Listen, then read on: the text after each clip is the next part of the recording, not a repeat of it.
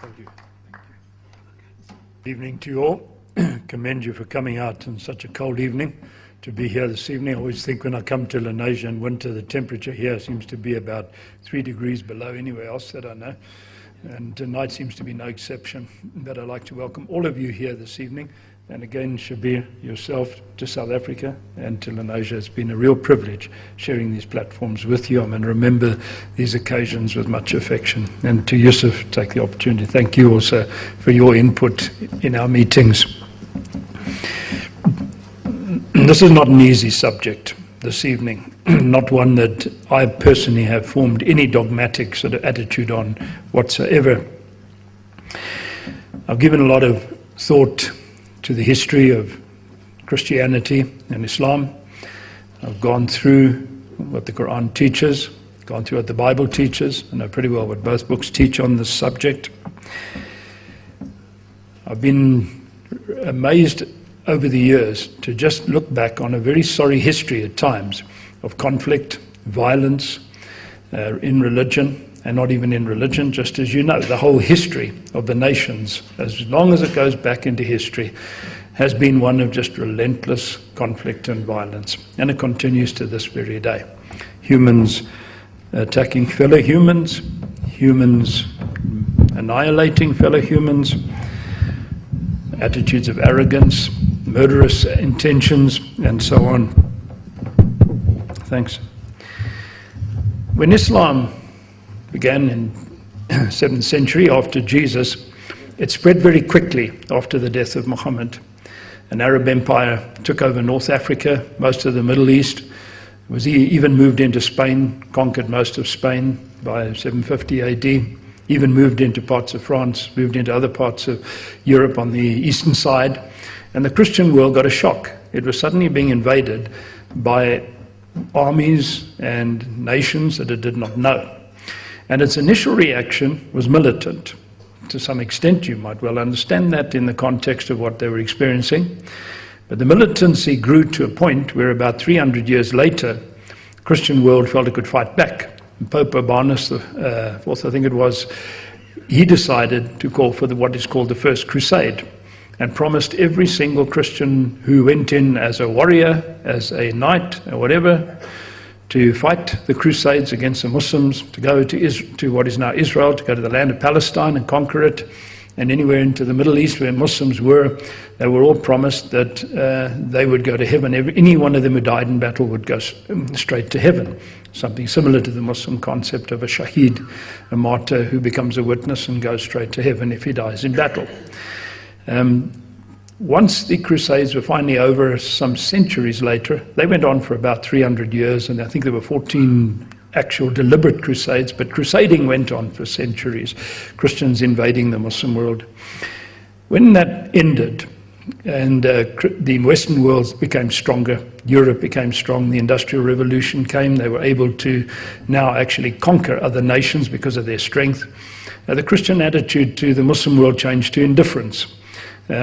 No longer was perceived as a threat. In those days, you were described as Muslims as the Turk or the Saracen or at best Mohammedans, but whatever you were the enemies of the Christian people of Europe.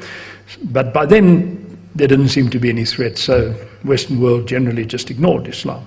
And in fact, that continued right through to about 1979. Ignorance of Islam was just so pervasive in the Western world until then that it stunned me because I myself was ignorant of it.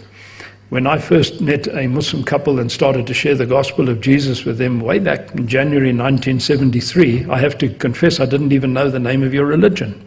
I only knew 4 M's, I think, and 1 A. I knew Muhammad, I knew mosques, Mecca, I knew Allah, and another M, Muslims. Yeah, that I knew. But I could have told you nothing more about your religion, even though in the town I lived there were 5,000 Muslims. Just shows how ignorant we were. And in the next 6 years I got to know Islam well. My debate with Ahmad Didat came about within 2-3 years after that. But I, again, myself, was somewhat surprised at the Christian world's indifference to Islam until 1979.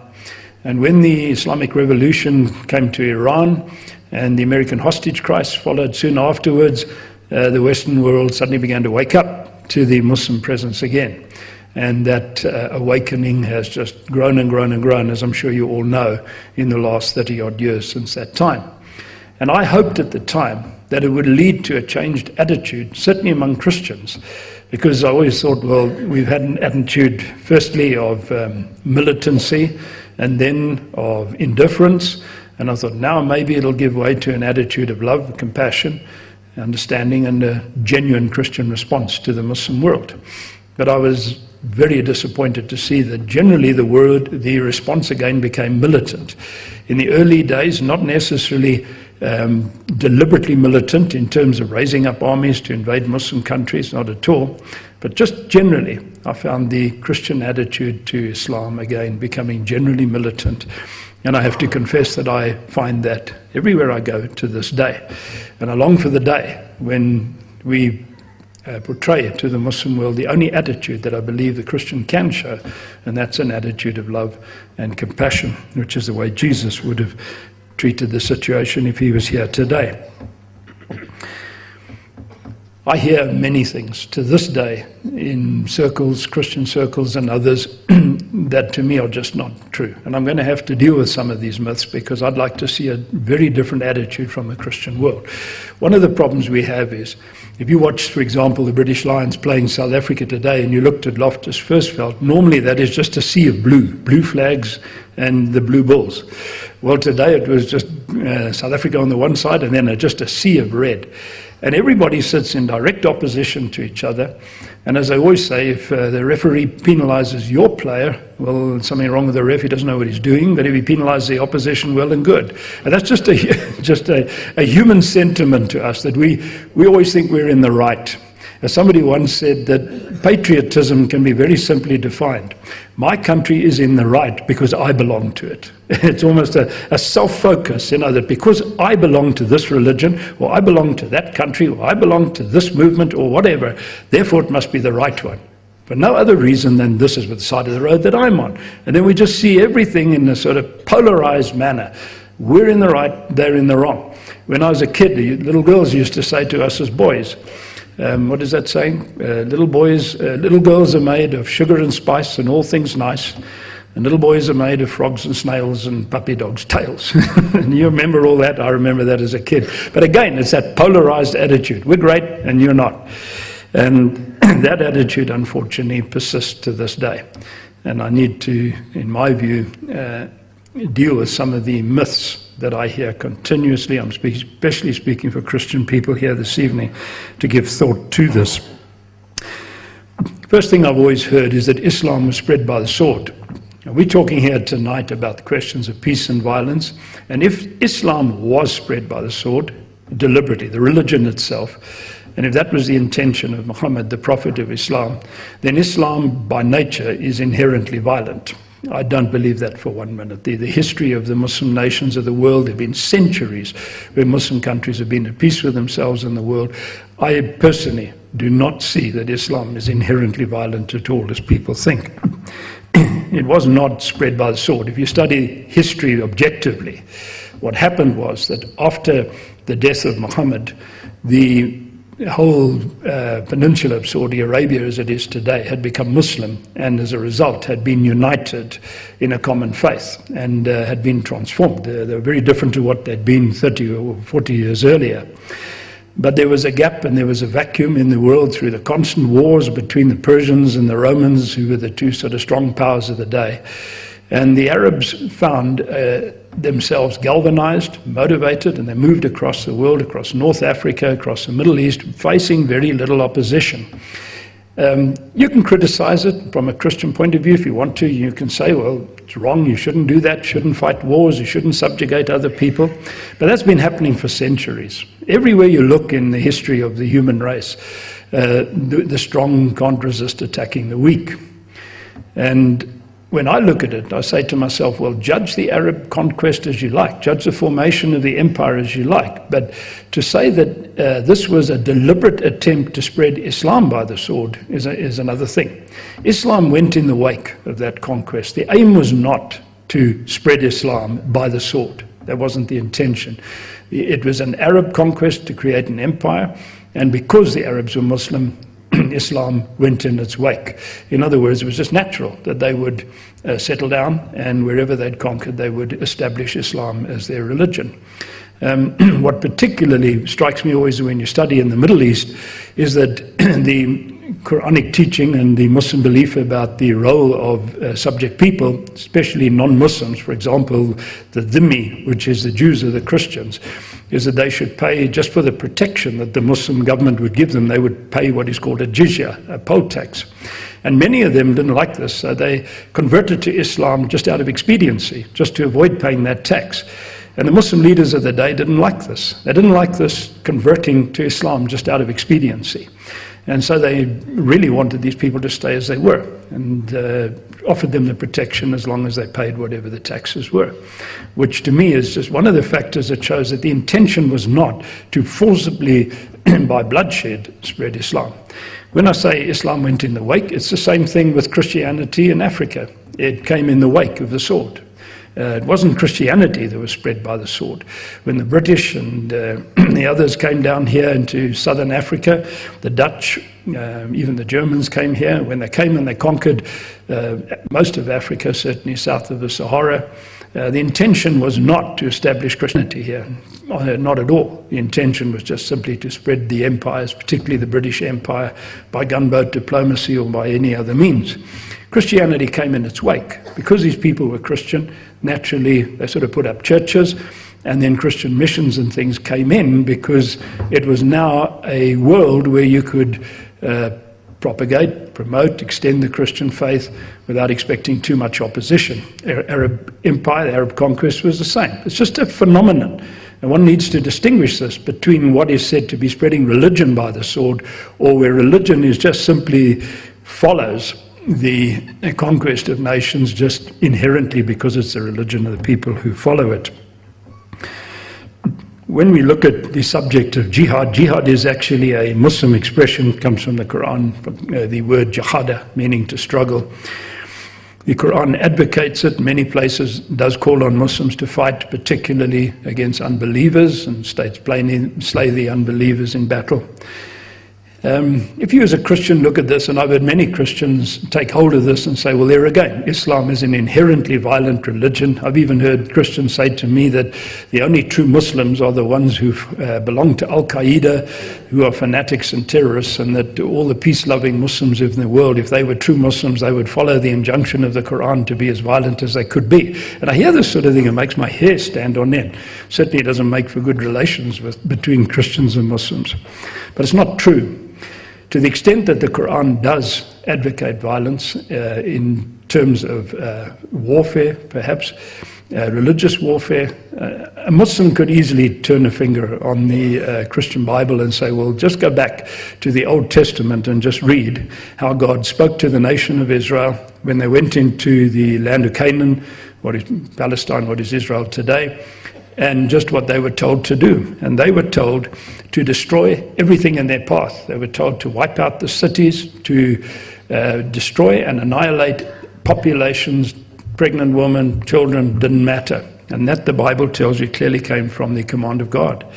And in fact, when they came to Jericho, which was the first city which they attacked and conquered, Joshua 6:21, everything, men and women, young and old, oxen, sheep, asses, everything had to be put to the sword.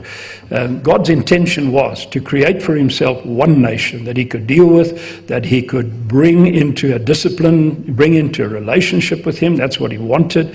He would promise to live among his people, to manifest his presence, and he promised them that if they were true to him, he'd be true to them, and all would be well. But he saw these other nations that were idolatrous, wicked to the core. He said, these people are bad, wipe them out, get them out of the way. Otherwise, they're going to tempt you, they're going to distract you away, and for that reason, destroy them. Well, think of it as you like. That is what the Bible teaches. In Joshua 8, verse 25, when the Israelites conquered Ai, smaller town just to the north of Jericho, they put 12,000 men and women to the sword. I mean, these were slaughters of huge numbers. In Joshua 10, we find that the towns of Lachish, Libnah, Eglon, Hebron were all put to the sword, and all by the commandment of God. And Joshua 11:20 says, "It was the Lord's doing to harden their hearts, that they should come against Israel in battle, in order that they should be utterly destroyed and should receive no mercy, but be exterminated, as the Lord commanded Moses." So we're not in a position as Christians who hold that Bible and who accept that those passages are true and that they're correct and that that was definitely the command of God. We're not really in a very good position, in my view, to point fingers.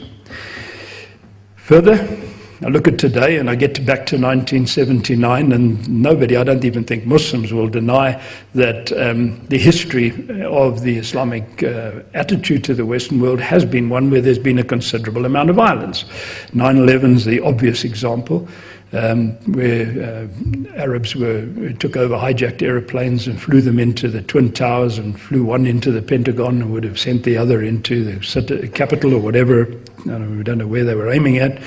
But even then, if you look back, you can see the other things like the aircraft that was hijacked and crashed over Lockerbie in Scotland. You can go to Munich in 1972 and the slaughter of all the hostages there, when Israeli hostages, and you can go back into the assassins in the history of Islam, and you can go to jihad, and you can point fingers at Taliban and Al-Qaeda and Osama bin Laden, and you can go on. And it's there. Muslims would admit it. I had a Muslim working for me, a young Muslim lady, a secretary for some years, and she used to laugh. When her husband was transferred to England, she said they're having a bit of difficulty getting things going. And I said, "No, what is the problem?" She said, "Well, you know, Mr. Gilchrist, you know what it's like."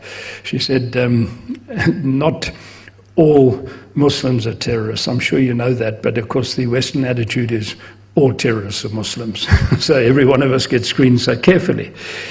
Well, if I have to go back again into history, if I look at what's happened in the last 30 years, you can point fingers. But I've been a bit shaken over the years as I've read the history of the Christian response to the Muslim world at different times. I don't know if you've ever heard the expression Christian jihad. I think even to many Christians it'll be a new thing, but there's a new book out in America written by Christians called Christian Jihad. That's just what the Crusades were. It was simply taking up a sword in the name of the Christian faith, in the name of God, in the name of Jesus, and invading the Muslim world, conquering, slaughtering wherever they went, simply believing that they were doing something that would bring them much favor before God himself.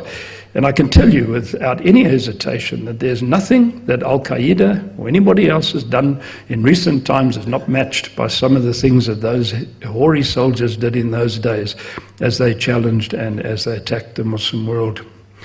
The Saracens, that's what Muslims were called in those days, the Saracens were just seen simply as the enemies of Christianity and therefore as the enemies of God. Not to be loved, evangelized, won or anything else, but to be conquered and to be brought into subjugation. Not targets of good news, rather but targets of the gun. Kenneth Cragg says in one of his books, he said, as Christians we are not called to win battles for Christianity, we're called to win Muslims to Christ. Big difference between the two. The one is to do something that gives us a triumph, the other is to bring something beneficial into other people's lives. But in those days, in the days of the Crusades, for centuries, 3 centuries, it was a common belief. As I've read books at the time, I get stunned that this is just stated as a general fact, general attitude, that preaching and fighting in the name of religion are seen as complementary. That you go and you preach your religion, and if people won't listen, you fight them until they do. Wow.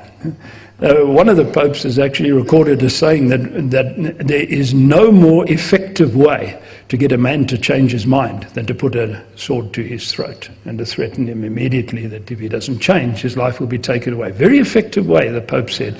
The most effective way of getting a man to change his mind. Wow, that doesn't sound good. I'm sure to any Christian who hears that, it doesn't sound good. There was some genuine ministry in those days, but most of the propagation of the Christian faith was by the sword. It was forceful. Baldwin of Bourges in France, when the Crusaders conquered Jerusalem in 1099 under Godfrey de Bouillon, I don't know who he was, but one of the leaders, one of the Muslim leaders of the city was brought out, taken captive and brought out and brought before Baldwin. And he said to him, Baldwin said to him, well, you have a choice.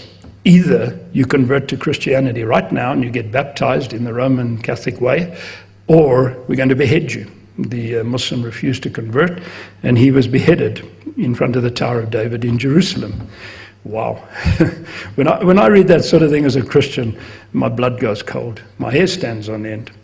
But it also shuts me up, silences me, that I cannot point fingers from inside the Christian faith at other religions, especially to make out that Christianity is the most benign, wonderful, charitable thing the world's ever seen. Certainly not in practice. Charlemagne, who lived at the time of the Crusaders, very famous warrior, said in one of his famous sermons, I think this quote is famous, he said, "When you preach to unbelievers, preach with an iron tongue." That means the steel comes with what we're saying. And we will preach, and if you don't believe and respond and subjugate, we will fight against you.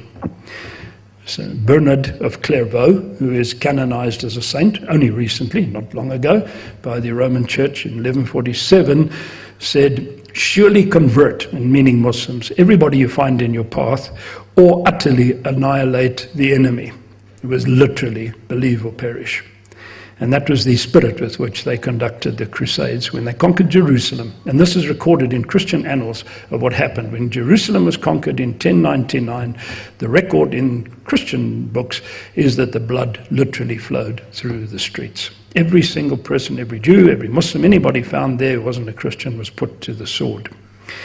And then in 1210, Alanus Anglicanus said, "Compel Muslims to convert to Christianity by confiscation of their properties, or by scourging, not to death itself, but as close to it as you can get."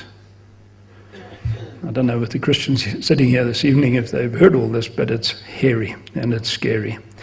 Pelagius, papal legate in 1218, said that Saracen conversion, meaning the conversion of Muslims to Roman Catholicism, was the object of Christian fighting. There were a lot of other Crusader leaders who said, no, we want to get back the promised land, and we want to get the relics that are in Jerusalem back, and all the wonderful reasons and motivations they had for conquering the Muslim world. But some of them said that that was the supreme purpose of fighting. Well, after the Crusades came to nothing, eventually they died out. In the Middle Ages, by the 16th century, printing began on a sort of general basis for the first time, and people were able to start disseminating literature far more freely than before. And one of the first things to happen was to translate the Christian Bible into other languages, because the Roman Church had just only allowed people to read it, if at all, in Latin. And one of the reasons was to stop people thinking for themselves and to make sure they just simply subjected themselves to the church and to its teaching.